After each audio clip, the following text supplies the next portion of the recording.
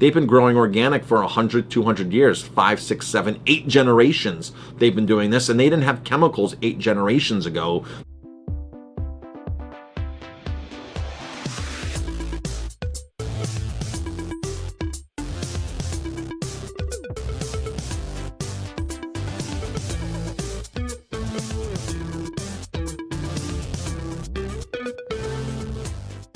Hello, this is Chef Marcus Guiliano, and I'm your chef on a mission. Today's mission is wine. How to identify organic wine.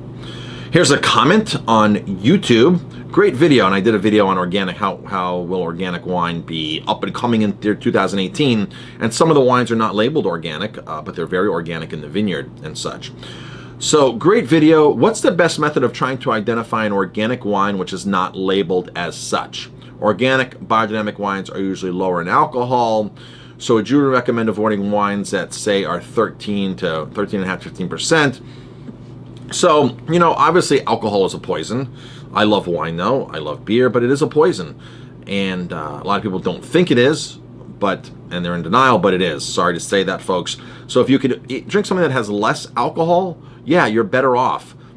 Me, when I go to a wedding, I like to drink Prosecco. When I'm out at a function, I like to drink Prosecco because it is lower in alcohol. It's much lower in alcohol, sparkling bubbles. And it's something that I can just have in my hand and drink and totally keep my composure. Even if I go to a wedding and drink through the whole wedding and have Prosecco, it's something that I can totally keep my whole composure with Prosecco. You start drinking wine that's 14%, 15%, and you're, after 2 glasses of that, 3 glasses, I'm like, whoa, even if they're spread out. So yeah, drink wine with lower alcohol. Does homemade wine have lower alcohol? Typically homemade wine does. That's what I've heard. Biodynamic wine, you know, the alcohol levels in wine sometimes have a lot to do with the style of wine. Like a Zinfandel always has bigger alcohol than, you know, a Pinot Noir versus a Prosecco. So certain styles of wine definitely have higher alcohol. Now, how do you identify a biodynamic wine or an organic wine if it's not labeled? That's a good question, because a lot of vineyards practice organic in the vineyards, especially in Europe, because they're not stupid to spray chemicals on their homeland where they live. They know the detriments. Besides, they've been growing organic for 100, 200 years, 5, 6, 7, 8 generations. They've been doing this, and they didn't have chemicals 8 generations ago. They had to do it by understanding the soil and fertilizing properly, composting, and doing things the natural, organic way back then, before organic was even a word. So they've mastered this. Some of them have fallen into the trap of getting higher production, or thinking they're getting higher production and buying the chemicals and the fertilizers and expanding and doing that and such, and trying to globalize their wine. But others are still very family run, and they reserve the right, some of them, to spray a chemical if they feel they need to. There's certain regions of the world that are easy to grow grapes organically, and there's certain regions that are not easy, that you might need to put something on. But there are some farmers still, some vineyards that still have figured out how to do it organic or biodynamic. So a lot of these guys don't put it on their labels, because what if one year they have to spray something? So of course that wouldn't work.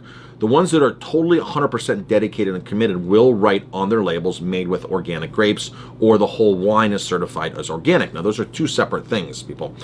A wine that's organic is a wine that's made organically in the winery from organically sourced grapes. A wine that is made from organic grapes, they just farm it organically in the vineyard, bring it into the winery, and then add their sulfites, add whatever else they're adding to it. That would be a non-organic procedure. Egg whites, whatever they're doing. Some wines do have egg whites, if you didn't know that. Some people use bentonite clay to filter. It's the fining process and the last filtering process to grab all those particles out. But you can buy unfined wine or unfiltered wine, so that's easy to do, or stuff with bentonite clay if you're vegan and concerned about that. So there are a lot of wineries in Europe now that actually have the Demeter, D-E-M-E-T-E-R, Demeter certification, or they say bio, which means organic as well. If you want the gold seal of every certification out there, you buy something that's Demeter certified. Demeter certified is a biodynamic certification. Biodynamic, I like to explain it as organic, but with a lot more love. Okay, they're taking it 2, 3, 4, 5 steps above organic. They're putting crystals out. They're doing crop rotation. They put goats out to weed. They're composting. If they want vines with stronger roots, deeper roots, then they fertilize with the manure of animals that eat roots. If they want better foliage, they fertilize with the manure of animals that eat foliage. So it's really more of a complex way of doing organic. That's why I say organic with a lot more love. And there's a lot of European wines that you can buy now that are Demeter certified. Looking through Alsace. Alsace is a great region in France to buy some whites that are Demeter certified. Burgundy, I've seen some that are coming out of there, Demeter certified. I really haven't seen any out of Bordeaux. Southern France, yes. Italy, I've seen a few. So that they are out there and they do exist.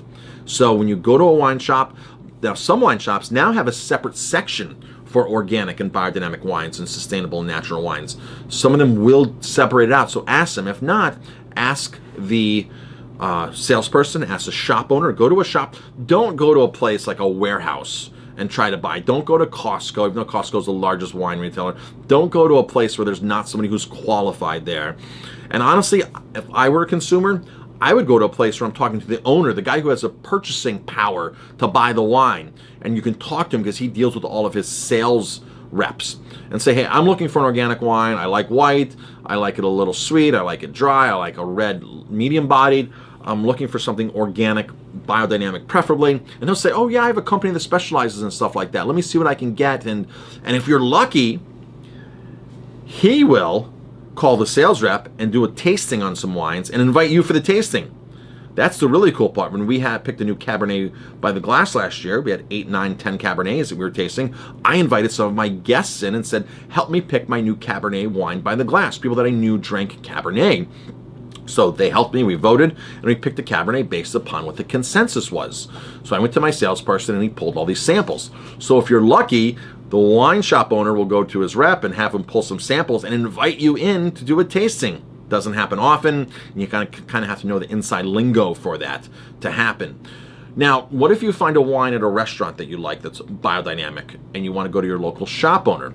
You want to turn the wine over and look at the backside and see who, if it's imported, who the importer is or who the distributor is. But mostly, it will always say the importer's name on there.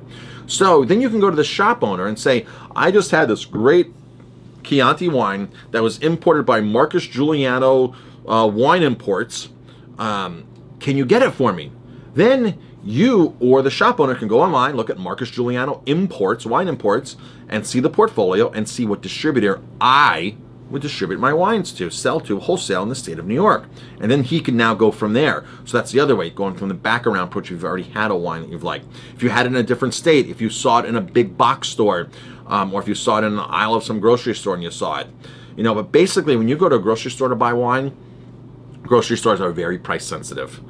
Everything in those grocery stores is there based upon price, because they know the consumer wants the best value. So that's why you're going to see Kendall Jackson, Mondavi, all the big names in these wine shops. Now, I do like Whole Foods selection. Whole Food does have a nice selection. They always have somebody on staff that is very knowledgeable. But if you have an option, please go to a local store, somebody who's independently owned, somebody who can really hopefully help you get what you want, and support local is key. I'm Chef Marcus Guiliano. Thanks for watching. If you like my videos, please hit like, subscribe to my channel, and definitely pass it on.